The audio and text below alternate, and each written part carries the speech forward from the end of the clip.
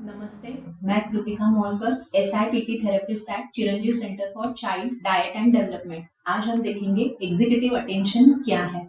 हमने देखा है अटेंशन के टाइप्स में जो सस्टेन्ड अटेंशन है, सिलेक्टिव अटेंशन है, डिवाइडेड अटेंशन है, अल्टरनेट अटेंशन है और एग्जीक्यूटिव अटेंशन है। तो आज हम देखेंगे एग्जीक्यूटिव अटेंशन क्या है। एग्जीक्यूटिव अटेंशन यानी गोल डायरेक्टेड एक्टिविटीज होती है जिसमें बच्चों को इम्पल्स कंट्रोल करना होता है, बिहेवियर कंट्रोल करना होता है और उनको मेमोरी भी उसके लिए बहुत अच्छे से जरूरत लगती है।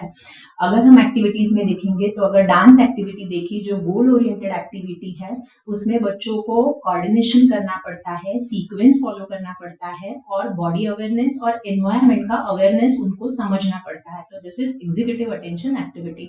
ओरिगामी की हमने देखी जो पेपर होल्डिंग एक्टिविटीज होती है।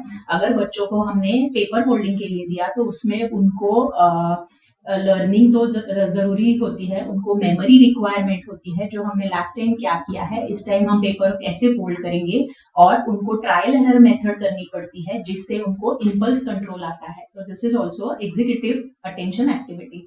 ऑब्जेक्ट टॉक अगर हमने बच्चों को दिया कि कोई एक ऑब्जेक्ट पे उनको बोलना है तो उसके जरिए बच्चे थॉट कंट्रोल सीखते हैं, फोकस उस चीज पे फोकस करना सीखते हैं और एलाबोरेशन ऑफ द सब्जेक्ट, ये सारी चीजें उनको एग्जीक्यूटिव अटेंशन से आती है।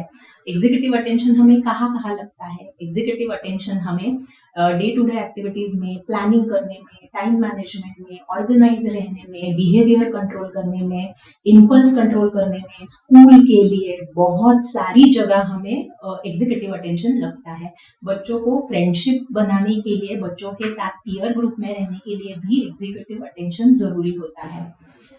Thank you.